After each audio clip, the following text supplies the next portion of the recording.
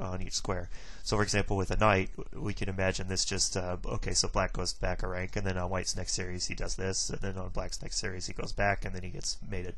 And this is similar with a rook or a queen. A bishop is obviously not sufficient to win, because black can just park, or either side can just park their king in front of the pawn, and there's no way you can force them to move. Even in a position like this, where you do force them to move, well, they'll just move back a rank, and then now you can't force them to do anything here. Although in this particular instance, there might be some kind of parity, but no, it doesn't look like it from here. So in a practical sense, we've already seen a lot of progressive chess innings. The key ideas are really building a fortress using check defense, and we've seen that before. And also, I'm just stopping one side from coming in. There are common configurations like this one, for example, where, for example, in a position like this, a white king has no way in. Because this configuration with the knight covering h5 and f5, white can never get to where he can come in to take the pawn. So there's a lot of things like that, a lot of fortress type positions. We saw a previous game where I had set my pieces up like this and put my king on f4, and black had a knight. And in the Printos game, and we see that I will definitely have one of these two pieces on the next series, because by force the knight cannot take both pieces, because as soon as he takes one, he delivers check. So this is one of the most common ideas in progressive chess endings. So just to illustrate the basic idea of a frog tongue a little more, we can look at a simple position like this, where we know that white should be winning because he has two pawns, assuming he could take the black pawn. So this type of occurrence is extremely common, where actually in this particular configuration it might be possible for black to hold this by just parking his king, but let's make the pawns connected past pawns so that they definitely win. And so in this configuration, this happens all the time in progressive chess innings, that one side gets to something like this, all the material's gone, but then the side to move, for example, if it were like this, whichever side to move and had enough moves, maybe this is a better example. Whichever side to move and had enough moves would win here, because they would be able to go up, eat all the enemy pieces, and come back and defend their own stuff. So 1, 2, 3, 4, 5, 6, 7, 8, 9, 10, 11 moves would be sufficient. And in this position, black would need 1, 2, 3, 4, 5, 6, 7, 8, 9, 10, 11 also. This type of thing is very common, but again, it's relatively obvious who would be winning in a position like this, whichever side gets to move first. So here's an example of how you might get to endings in a progressive chess, and of course you've already seen a lot of practical examples in games, but black has 10 moves here. Let's suppose that he goes knight e5, knight c4, knight e3, knight takes g2. So that's 4 moves. Knight e3, knight takes c2, 5, 6 moves. Knight b4, knight takes a6, 7, 8 moves. Knight c7, knight takes a8. So this is an excellent example of a practical chess ending. In this position, white has nothing left but a knight and a pawn. So the question is, with 11 moves, can he win this position? So I'll let you pause the video, and if you want to try to find the best 11 move, or a possible 11 move series for white here.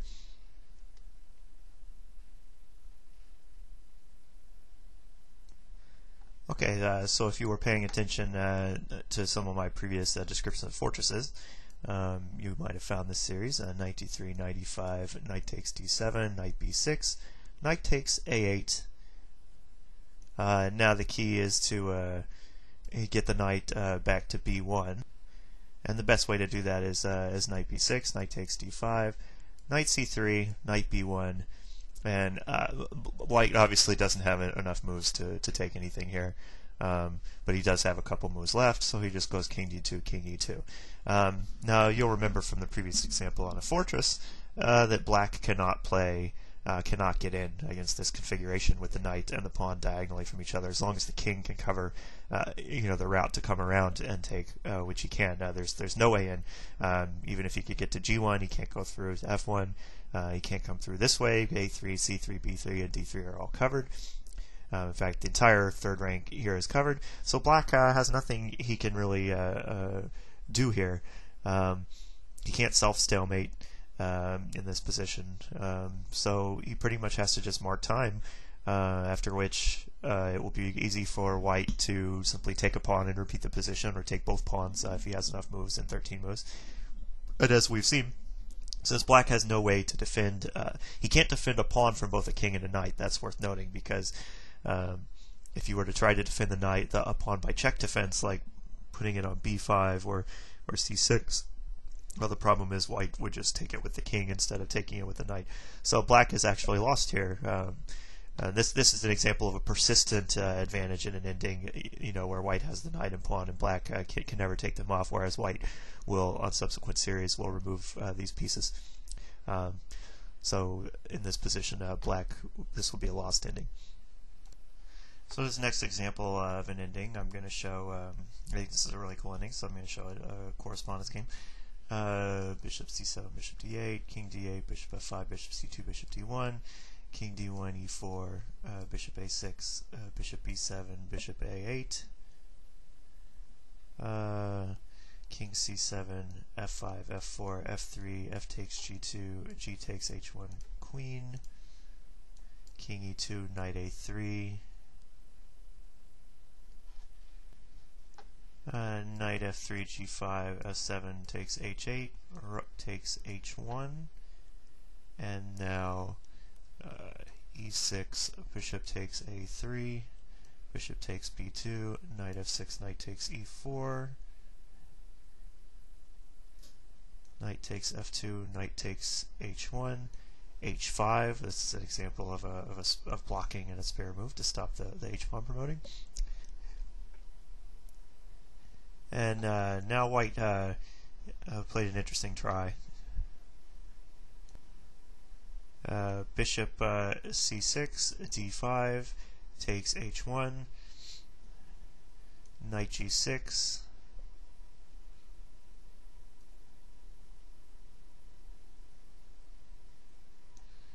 d5, d takes e6, e7, e8, queen,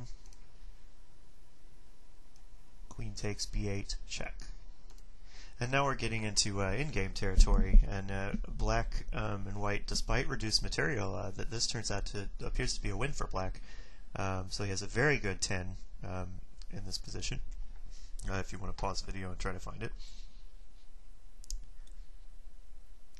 Alright, so king d7, king e6, king f6, king takes g6.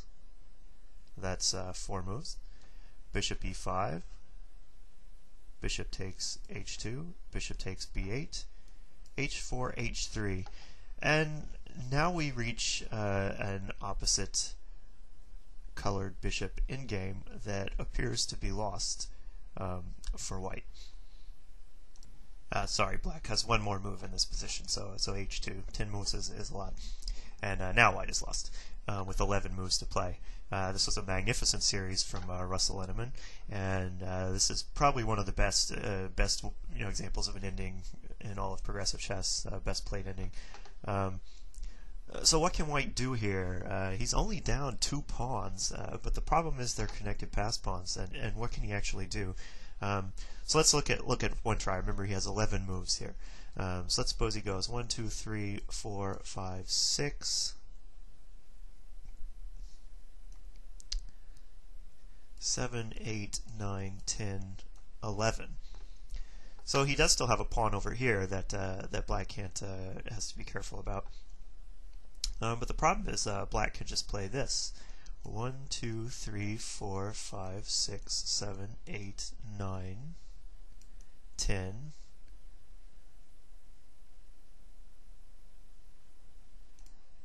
11, and something like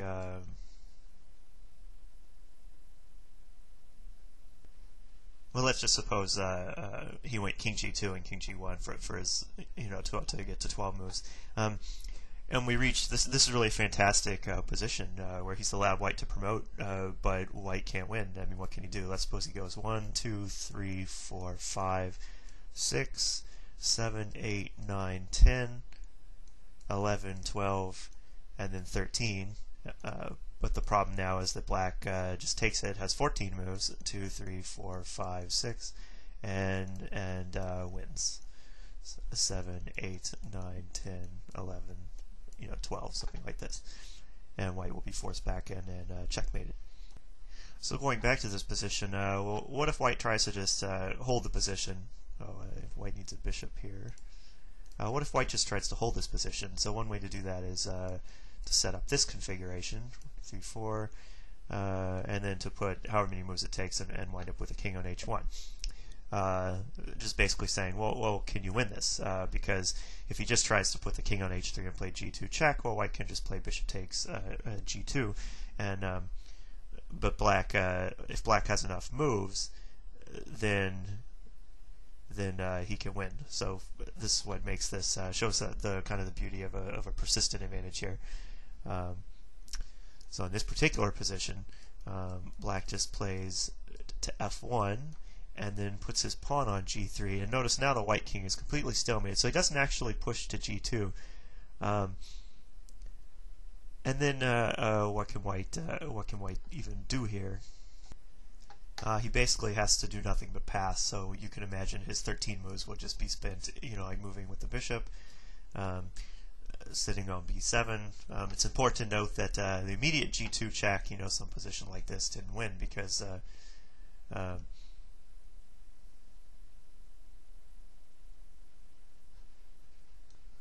well, okay, actually it does look like this wins. It's just not as elegant as the king f1 solution. So anyway, with the king f1 solution, he would have to pass, and then on this next series, black could play a g2 check. Bishop takes g2, and now with 16 moves, since he couldn't mate on the 16 anyway, this is just a cuter way of doing it. And now he'll get checkmated on g1 with 14 moves, or 16 moves rather. 1, 2, 3, 4, 5, 6, 7, 8, 9, 10, 11. Knight. 12, 13, 14, 15, and white is very cutely checkmated. The bishop on b8 guards the pawn on h2. So that should give you some idea of endgame theory. It's worth pointing out that most endgames in progressive chess are rather obvious and simple. You can simply promote, and if the promotion would deliver check, you can under-promote, eat a lot of material, and just get to a position where you have a fortress, or you guarantee yourself pawns or pieces on the next series. And it's usually rather easy. But as I've shown you in this video, there are some examples that are a little less obvious. Some opposite color bishop endings are one. Frequently you see knight endings, but again, most endings in progressive chess are minor piece endings, and so the theory that I showed on king and two knights against king and king and bishop and knight against king could conceivably come into play. Although it seldom does in a practical sense, it does mean black has a theoretical advantage in some instances, and you could see that perhaps coming to the forefront in Fisher random positions. So that concludes my look at endgames, and in my next videos I'm going to start actually tackling whether or not the position's a win for white, a draw, or a win for black, and actually getting into the theory of the game, of the starting position, though I should point out that I still think Fisher random is the best way to play this game, just to avoid theory. So I hope you enjoyed this video, and that's it.